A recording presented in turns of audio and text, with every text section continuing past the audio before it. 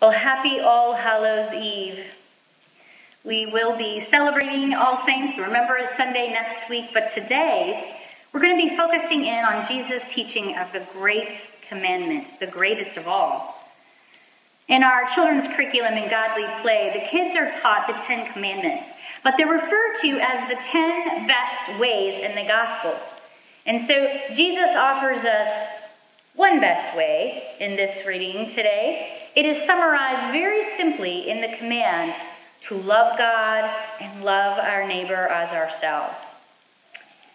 I am reminded of G.K. Chesterton's comment about this command.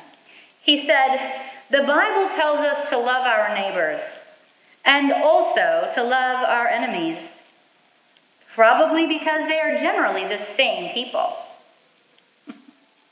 A few of us might relate. You've probably noticed as well that our stewardship campaign has a simple theme of love, loving God, each other, and our neighbors. And one reason I appreciate this year's theme is because when we think of stewardship or giving, it's important to be reminded that it's not an isolated concept. Stewardship is not something we do at a certain time of year that's relegated to one small area of our lives. It's about a whole way of living and relating to God and to the world, and understanding that, like it or not, we are all stewards of all that we have, of all that we are, and of all that we do. The best we can do then is to live loving God and others. So I think the real challenge for us as followers of Jesus is really one of discernment. It's asking the important question: how will I love God and my neighbor? What will that look like in my life? And I think there are two pitfalls we face in trying to live out this all-encompassing command to love God. The first pitfall we can fall into is to romanticize and therefore trivialize the command to love.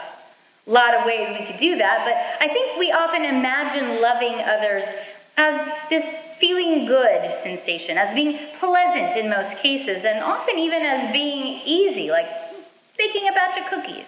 Nothing wrong with that, of course, but it's more than that. And sometimes love is easy, and sometimes, of course, love does feel good. But if we're honest, we know that the call to love is a call to sacrifice, and that love is, in fact, often extremely difficult and stretches us in ways we'll often find just plain uncomfortable. The second pitfall, however, is to imagine that loving God and our neighbor is so big and so extreme that it's beyond us.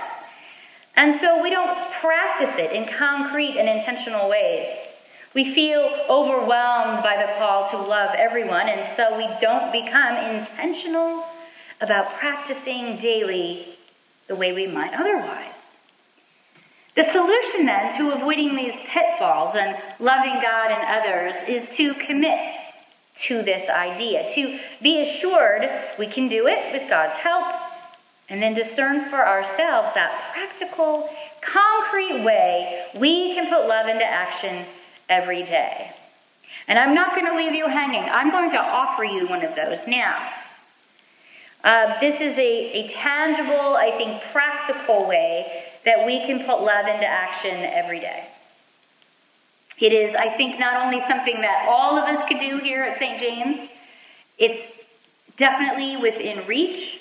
It's a way we can love our neighbors, but I believe it has become imperative that we do so.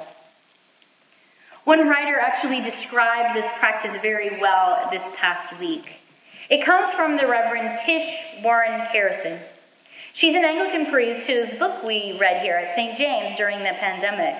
And she wrote an op-ed for the Times that begins with these words: "The nation is coming apart. The world is in turmoil. We need to chat about the weather. I mean this sincerely."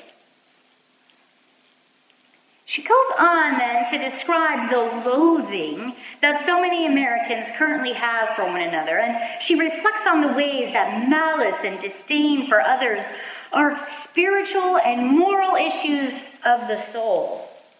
And I agree, and I have to tell you that this call to love our neighbor, I know we've heard it a lot, but let's listen to it with fresh ears. The call to love our neighbor strikes at the heart of what is the biggest moral disease and sin that's facing us as people right now. The hatred, scorn, malice, and loathing we have for one another in our current context in America. As followers of Jesus, we can do better. And we must do better. So if we're going to love God and our neighbors, we're going to need practical ways to reverse these trends. And that is where this particular practice comes in.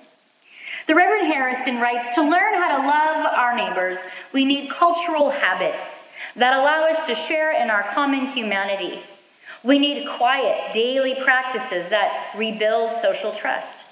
And we need seemingly pointless conversation with those around us. The great urban activist Jane Jacobs wrote about the social function of casual conversations and interactions. Greeting your grocer, passing a pleasantry with a neighbor, playing peekaboo with a toddler at the crosswalk. The sum of such casual public contact at a local level is a feeling for the public identity of a people, a web of public respect and trust. The absence of this trust is a disaster to a city, and we could say a nation. And of course, to heal the deep divisions in our society, we need profound political and systemic change. But though we need more than just small talk, we certainly do not need less than that. We cannot build a culture of peace and justice if we can't talk to our neighbors. It's in these many small conversations where we begin to recognize the familiar humanity in one another. These are the baby steps to learning to live together across differences. Now, dear ones, I'm going to say we need daily habits. We need the spiritual practice of simply and intentionally engaging in kindly, casual, friendly interactions with those we encounter, with strangers and those who live and work in our local context. It can be uncomfortable, it can stretch us, and there is some risk involved, especially given our current cultural milieu. But this practice is a ministry of love, of loving our neighbors. It is the first step in moving us into a different kind of culture and context, and we, as followers of Jesus, can lead the way. Imagine all the ways you might practice this, online, for instance, with those you pass by, thanking those who wait on you, engaging with people you encounter on the street, at church, at work, at school, at the store, at the coffee shop, at the bank, at your favorite restaurant, at the drive-thru, on the phone, you name it. It can start with the practice of simply smiling and going from there. And yes, of course, we can certainly take it several steps farther, like genuinely stopping to help someone in need. But we need to start somewhere. What might your life look like if you practice this ministry of loving your neighbor in this way? When my son Grayson was a toddler, he was prone to frequent and dramatic meltdowns in public when he became overstimulated because he has been diagnosed with a sensory processing dysfunction. Now, his meltdowns would often peak when we were in a long line at the store. And I've had more than my fair share of horror stories in line at Target. But let me contrast two very different reactions I would receive in public on those days. At times, those around us during these meltdowns, they'd be in line and people would give me dirty looks. They'd sigh, shake their heads, or just look simply annoyed, and my anxiety would build. I remember people in line saying and talking to others, saying things like, "What a spoiled brat," or "That mom doesn't know how to parent, does she?" And even, "Get that kid out of here." I often would cry in the car on the way home on those days, my embarrassment mixed with hurt.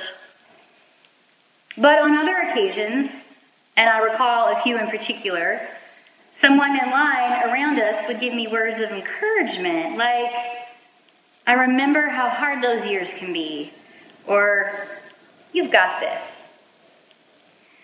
Some would try and distract Grayson with stickers or gum. One woman offered us a granola bar from her shopping cart.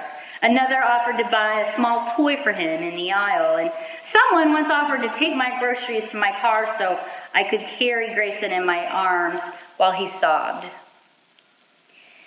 I can't tell you what those small interactions meant to me then, what a difference it made to our lives. The small pleasantries can be anything but small at times. And at times like this in our nation. Dear ones, the greatest command to love God and our neighbors is within our reach, even though it may challenge and stretch us. But it is imperative that we heed the call to love others in practical, tangible, concrete ways. And we can start today with a smile and talking about the weather. Amen.